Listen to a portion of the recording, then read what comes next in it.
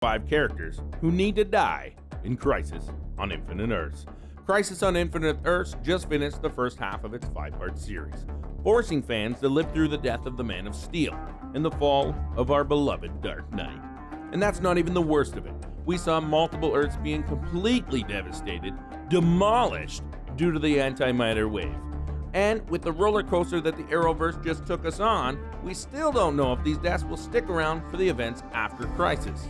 With all the characters that made an appearance in the epic crossover event, here are the top 5 characters who we think here at Animated Times needs to die in the Crisis on Infinite Earths.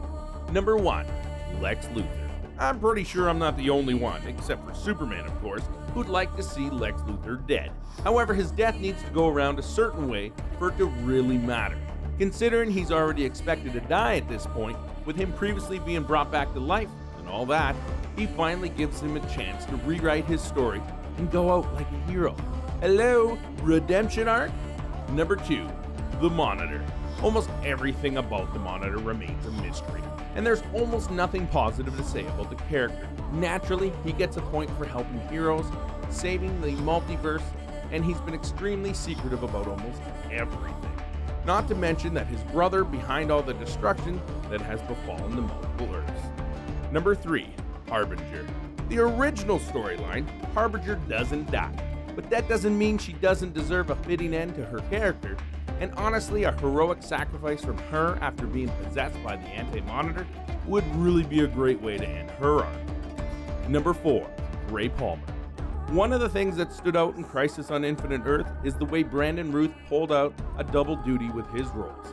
He not only continued his role as Ray Palmer, Routh also went on to reprise his role as Superman from Superman Returns. With Palmer fighting alongside the Legends for a good number of years and achieving a pretty significant fan base, it almost seemed like it's better for him to spark out than fade away. It would even give CW an incentive to reshape the multiverse, especially with the death of one of its main heroes. Number 5, Farah. Farah is another member of the Monitor's team whose death is pretty much inevitable. Tom Cavanagh did an excellent job portraying Harrison Wells from the first season onwards. However, it's about time to let go of the character. Well, there you have it, folks. Hope you liked it. Smash the like button, hit subscribe for more awesome content from Animated.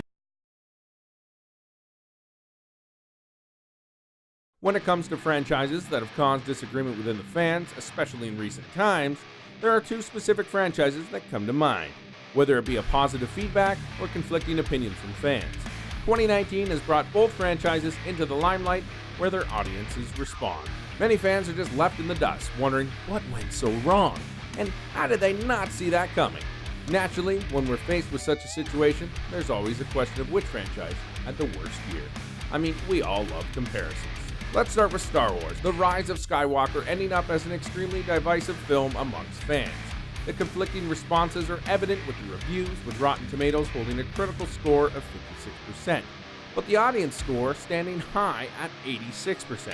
So people do like the film, just not everyone. With the disappointing state that The Last Jedi left fans in, many people hoped that The Rise of Skywalker would revive the franchise. However, it just added fuel to the fire.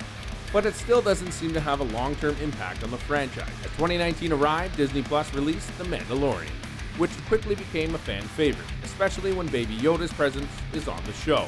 Yeah, I like to call it the yodeling. But anyways, with Baby Yoda capturing the hearts all over social media, it seems as if The Mandalorian has a bright future. Maybe the Star Wars franchise will finally have a good comeback.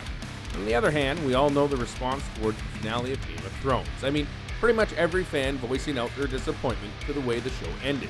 Many fans agreed that the first 4 seasons were comparatively better, and while the final season could have really given the fans what they needed, well, let's just say they were far from it.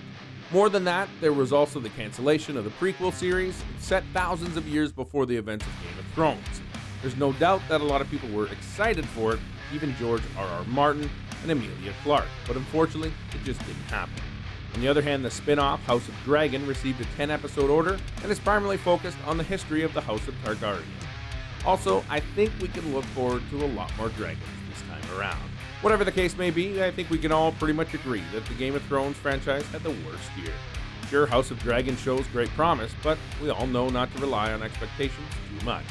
Star Wars, on the other hand, may have disappointed a fair share of fans in The Rise of Skywalker, but hey, we still have Baby Yoda, yodeling. Maybe Baby Yoda was just the character Star Wars needed, because I don't know about you, but I needed a Baby Yoda in my life, yodeling.